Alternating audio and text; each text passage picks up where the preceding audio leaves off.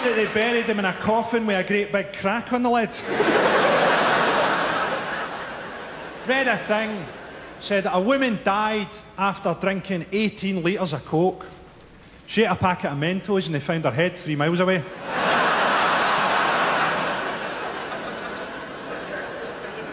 Piers Morgan says that women send him knickers through the post, presumably with the message from one twat to another.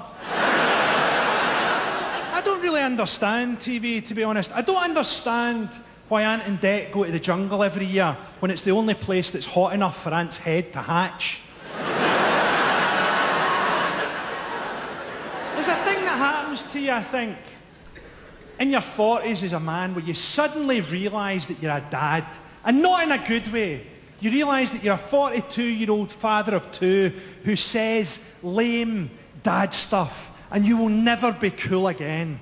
And this happened to me last week. I was in Covent Garden and I was trying to cross the road at the traffic lights. There was a guy beside me, a beautiful male model, a Californian guy, a beautiful man. And because he was American, he was looking the wrong way into traffic. And he stepped out in front of a moving car.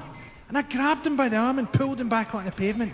And he had no idea how close he'd come to dying. And he said, "What was that car's problem?" And I went, "Look both ways, Zoolander!"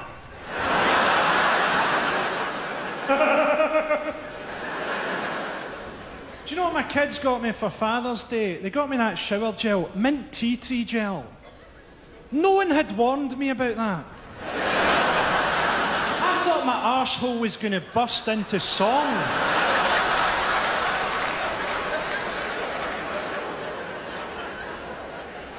They always say, don't they, when you're telling your kids off, stay positive, don't be too negative.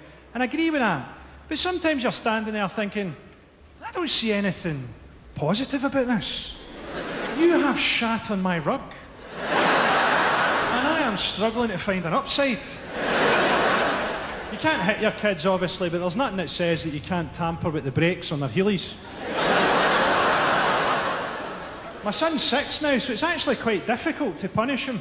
What I do is I tuck his bedclothes in really, really tight and hope that he has a nightmare where he's trapped in a giant's pocket. I think it's sad when people medicate their children for behavioural problems when it's so much easier to just drug yourself. Do you know the saddest thing? You spend the first year teaching them to say dad, daddy, dada, and now they're like, dad!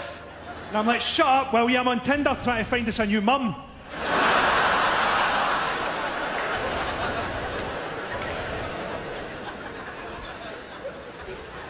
We're bombing Iraq now. We're calling it humanitarian bombing.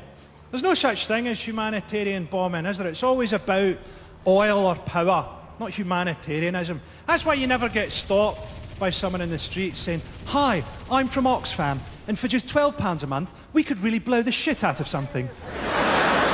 And who are we blowing up? IS. Remember last year they said, "Oh, we need to bomb Syria, help the rebels, they're the good guys." Who are the rebels? IS. The same people. They've gone from being loved to hated and despised in a year, and they haven't even had to win the X Factor to make that happen.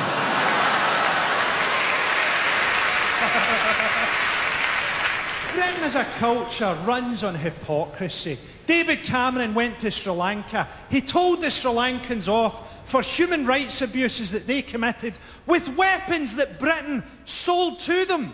Like Ronald McDonald calling you a fat bastard. We sent Prince Harry to Afghanistan because when you want to teach people about democracy, you send them a prince. You teach them about peace and democracy by having a prince shoot at them from a helicopter.